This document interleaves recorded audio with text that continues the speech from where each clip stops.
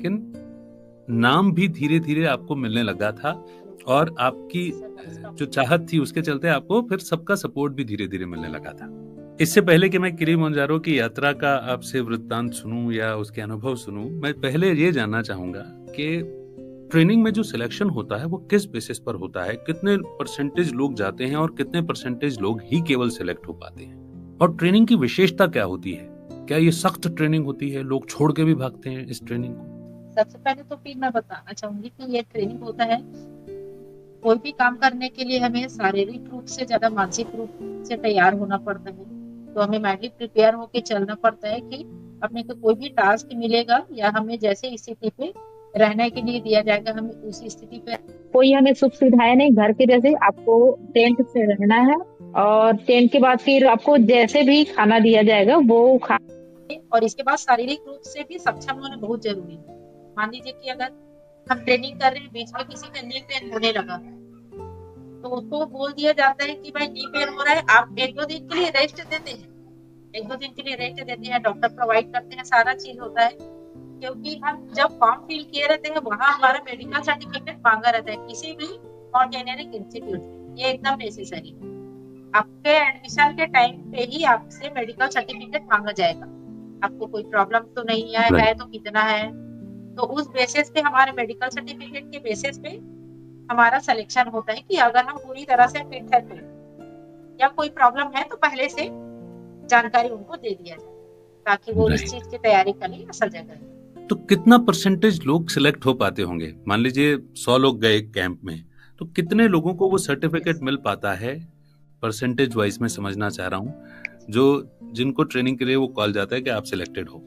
उसके लिए तो 50% से भी थोड़ा कम ही होगा, जी। क्योंकि सेलेक्ट होने का मतलब होता है कि एक बार अगर हम ट्रेनिंग पर गए, ट्रेनिंग पर जाने से पहले हमारा जो मेडिकल सर्टिफिकेट मांगा जाता है वो सिर्फ कि हम फिजिकल फिट है कि नहीं। फिजिकल फिट वो सिर्फ पेपर में रहते हैं, उसके बाद जब लोग मैदान में उतरते हैं तो एक्चुअल में समझ में आता है कि कौन कितने पानी में है। तो वहां पर जब हमें मेडिकल के बाद जब हम मैदान पे उतरते हैं कि हमें ऐसा ऐसा, उसके बावजूद एडवांस माउंटेनियरिंग हम लोग का इतना ज्यादा खतरनाक था। हमने ऐसे ऐसे मतलब बर्फबारी देखी जो छोटे छोटे गोले जैसे हम साबुदाना खाते हैं सिंपल, वैसे टाइप से देखे जो चेहरे पे पड़ रहा है, ऐसा तूफान मैंने देखा पहली बार लाइफ में। उसके बाद से उन्होंने बोला कि सर हमें थोड़ा सिर में दर्द हो रहा है, हम नहीं जा सकते ऊपर, हमारे नी में पे हो रहा है, हम नहीं जा सकते। वो एडवांस ट्रेनिंग के टाइम पे था और इससे पहले उन्होंने अफ्रीका और यूरोप से आ गए थे, उसके बावजूद उन्होंने ऐसा बोल दिया सिर्फ उस तूफान को देखकर। ऐसे लोग भी रहते कि विल पावर जिसका जहां पर डाउन हुआ मतलब वो ऊपर चढ़ना बहुत मुश्किल है। तो बहुत सारे लोग तो नहीं जा पाते हैं, 50% के आसपास जा पाएंगे जितने लोग रहते हैं। मतलब 50% तो वैसे ही फिल्टर लग जाता है और उसके बाद भी बहुत सारी चीजें होती होंगी जो एडवांस ट्रेनिंग के लेवल पर और फिर छटनी हो जाती है।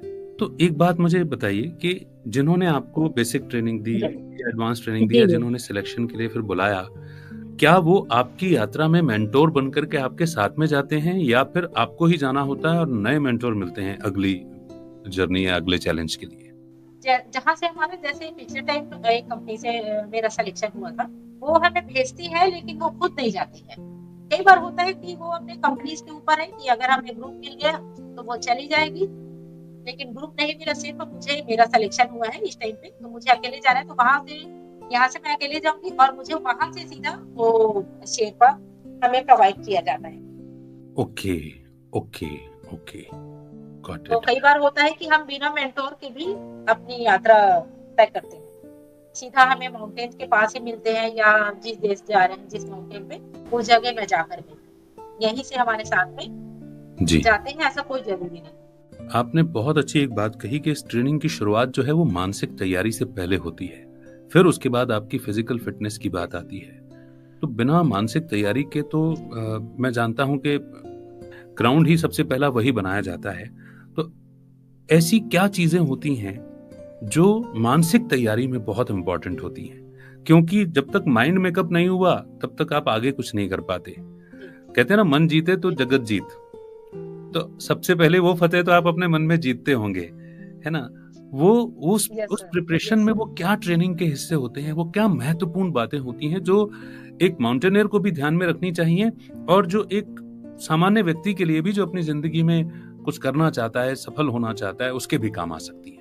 ये सबसे पहले तो हम जिस रास्ते पर चल रहे हैं, जो हमारा लक्ष्य है, जैसे मेरा लक्ष्य था कि मैं माउंटेनियर बनूं, पहाड़ चढ़ूं और मेरा अपना खुद का और मेरे साथ में मेरा परिवार, मेरे प्रदेश का नाम ऊंचा करूं। ये मेरे लिए लाइन एकदम क्लियर था। जब मैं वहां इंटर करी, जब मैं पहली बार गई ऐसा करी ट्रेनिंग, तब ट्रेनिंग में हमें जो सिखाया पढ़ाया जाता है, क्योंकि हमें माउंटेन्स के बारे में सबके लिए अधिकतर पहली बार था, हम क्योंकि ग्राउंड लेवल पे ऐसे रहते हैं, जी। हमारा छत्तीसगढ़ में ऐसे तो नहीं है बहुत ज्यादा ग्लेशियर। तो हमें जो सबसे पहले सिखाया जाता है कि हम जब माउंटेन्स पे गए तो हमारा विल पावर छोटे छोटे चीजों से, वहाँ के जो इंस्ट्रक्टर्स रहते हैं, क्योंकि वो हमारे एक तरह से टीचर ही हैं, हम वहाँ स्टूडेंट हैं, वो हमें सिर्फ छोटा छोटा टास्क देते हैं, क्या हम उस चीज को करने में सक्षम है कि नहीं है, अगर सक्षम है तो क्या हम अकेले कर सकते हैं, या अकेले के साथ क्या हम टीम वर्क कर सकते हैं क्या, क्योंकि कोई भी काम टीम वर्क के बिना सफल हो पाए कहना बहुत मुश्किल है, क्योंकि टीम वर्क आपको कहीं ना कहीं चाहिए। तो जिसके में वो क्षमता रहती है कि जो दो लोगों को लेकर चल सके, फिर अच्छा काम या अच्छा लीडर बन सकता है।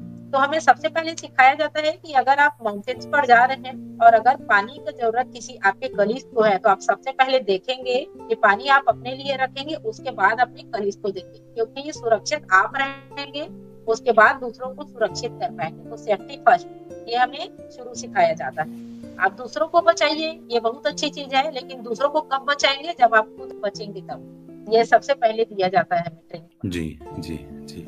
सकारात्मकता कि नहीं, आप जिस काम के लिए आए हो बिल्कुल जीत सकते हो, कोई निगेटिविटी, वहाँ कोई एक दूसरे से नहीं बोलेगा, ऐसा भी हमें सिखाया जाता है अच्छे से। तो वो धीरे धीरे माइंड सेटअप होते जाता है। बस उसके बावजूद अगर कोई नेगेटिव सोचता है तो फिर वो उनकी गलती होती है, और कहीं ना कहीं ये उभर कर आ जाती है धीरे धीरे। एक एक दिन सोचते गए तो 28 डेज जाने से पहले, तो 24 या 25th डेज पर वो फिर बूस्ट हो जाता है, फिर वो नेगेटिविटी, फिर वही लोग माइनस पीछे आ जाते हैं। इसीलिए सकारात्मक बातें ही वहाँ बताई जाती है। सही बात है। और कितने महत्वपूर्ण पहलू हैं ये किसी भी व्यक्ति के लिए, कि सबसे पहले तो नेगेटिविटी को आउट करना है। दूसरी बात, जैसे मैं स्पिरिचुअल मार्ग में भी या स्पिरिचुअलिटी के रास्ते पे भी यही दिखाया जाता है, स्व सेवा से ही औरों की भी सेवा हो सकती है। कि आप अपने को अपलिफ्टमेंट करोगे, अपने को सुधारोगे, अपने को मजबूत करोगे, तो अपने आसपास के लोगों को भी मजबूत बना पाओगे, उनकी मदद कर पाओगे। और लीडरशिप के लेवल पर भी ये बहुत इंपॉर्टेंट और बहुत महत्वपूर्ण बात है। हालांकि इसमें कुछ कॉन्ट्रास्ट भी हैं, लेकिन मैं समझता हूं कि इसके कोर प्रिंसिपल जो हैं वो आपकी विजय और फिर आगे आपकी वजह से औरों की विजय की ओर आपको ले जाते हैं। मैं